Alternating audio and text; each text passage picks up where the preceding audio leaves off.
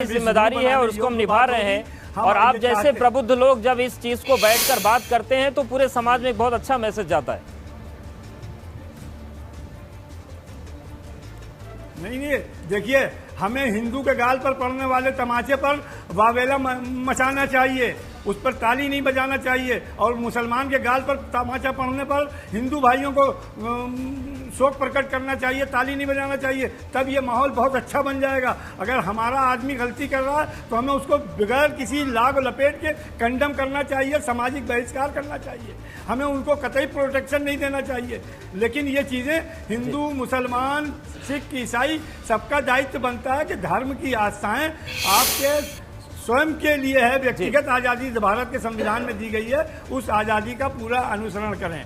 बिल्कुल बिल्कुल। महंत राजू दास जी, आप तो राम की नगरी से हैं, मर्यादा पुरुषोत्तम की नगरी से हैं। ये मर्यादा टूटती क्यों है? और सबसे महत्वपूर्ण बात जो जवाब लेना चाह रहे हैं कि क्या अपने परिसर तक आवाज बनी रहे, इसकी जिम्मेदारी लेने को आप सभी लोग तैयार हैं आज से? राजू दास। पहले तो उत्तर प्रदेश के यशस्वी मुख्यमंत्री योगी आदित्यनाथ जी महाराज को कोट कोट आभार, धन्यवाद। उनका डिसीजन इतना सुंदर, इतना अच्छा रहता है कि सब सहज स्वीकार करता है। अब देखिए, पैनलिस्ट जो भी बैठे हैं, चाहे हिंदू हो चाहे मुसलमान हो, सहज स्वीकार किया, धन्यवाद है, आभार है। हम लोग शुरू से ही आप देखेंगे कि अयोध्या में लमसम 100% तो मंदिरों पर लाउड स्पीकर लगा हुआ करते थे। लाउड स्पीकर शाम को 4 बजे बजना शुरू हो जाता था, शाम को 5-6 बजे तक लाउड स्पीकर, उस पर भजन बजते थे, उसके बाद कथा शुरू हो जाते थे। धीरे धीरे करके आसपास के ही लोग, वो हिंदू ही हैं, कोई मुसलमान तो थे नहीं यहाँ पर, तो आपत्ति क्या होगा, ये दिक्कत है, समस्या धीरे धीरे करके सभी मस्जिदों से ना के बराबर 2-4 प्रमुख मंदिरों में बचे हैं। वो भी लाउड स्पीकर की आवाज कोई तेज नहीं, हमको लगता है परिसर में ही रहता होगा, इससे बाहर भी नहीं जाता होगा। तो इसके लेकर बहुत बहुत साधुवाद, धन्यवाद। आपने कहा कि बवाला खड़ा क्यों होता है, ये बहुत गंभीर विषय है, ये चिंतनीय विषय है। चिंतनीय विषय इसके नाते है कि देश किस ओर बढ़ रहा है। आने वाले दिनों में धर्म के आधार पर एक बार हम लोगों ने उस दंश को झेला है। धर्म के आधार पर देश का बंटवारा होता है, हिंदुस्तान और पाकिस्तान। हिंदू हिंदुस्तान में रहेगा, मुस्लिम पाकिस्तान में चला जाएगा। लेकिन नहीं, ऐसा नहीं हुआ। लोग जो जहां थे वहीं रहे।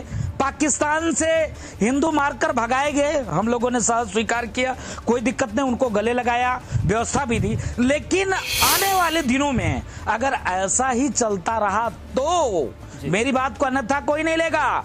आने वाले दिनों में ऐसा ही चलता रहा तो समस्या गंभीर हो जाएगी और बिल्कुल फिर एक नया लोग ये दिक्कतों की तरफ इशारा कर रहे हैं। मौलाना याकूब अब्बास जी जो सवाल और जो आशंका राजू दास जी उठा रहे हैं उस पर आपसे रिएक्शन लेंगे, लेकिन एक और चीज जोड़कर, देवबंद के जो वीसी हैं नुमानी साहब, उन्होंने बोल दिया कि जो मुस्लिम हैं वो नारे लगाने तक सीमित न रहें, पूरी ताकत के साथ लड़ें।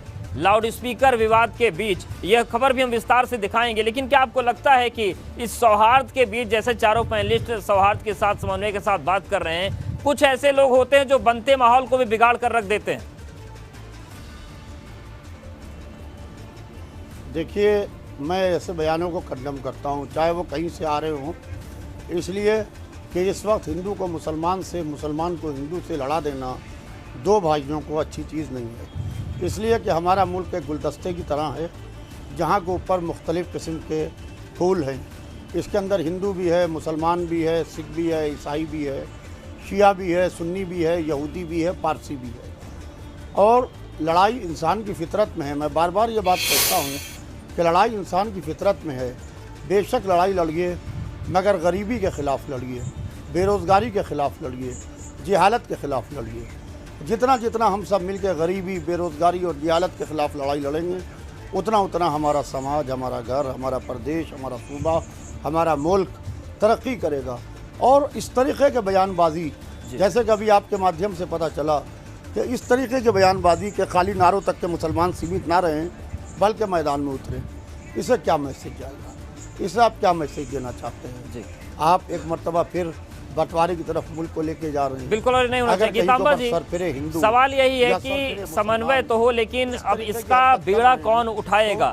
क्योंकि जिस तरीके से बीते कोई एक हफ्ते में देखा गया कि लाउड स्पीकर लगने लगे, हनुमान चालीसा बजना शुरू हो गया, या फिर तमाम चीजें कही गई, कहां से मैसेज देंगे कि अपील तो एक होनी चाहिए ना आप लोगों की तरफ से कि ठीक है अब आदेश आ गया है सरकार का, सभी माने।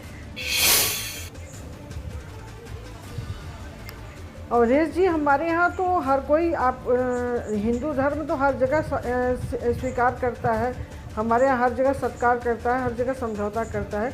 जैसे भी यासूब साहब ने बोला, इनका भी मतलब जो भी इन्होंने बोला स्वागत करने योग्य है। लेकिन इनके धर्म में जो कट्टरवाद मौलाना लोग बोल रहे हैं, जैसे अभी बोले हैं, तो इनके लिए आप लोग क्या एक्शन ले रहे हैं, ये तो आप लोगों के ऊपर निर्भर करता है ना कि हमारे भारत में जो अच्छे मुसलमान हैं उनको भी आप बदनाम किए जा रहे हो, जो गलत मुसलमान हैं उन्हें भी आप बदनाम किए जा रहे हो। तो इस चीज़ को हमें देखना पड़ेगा।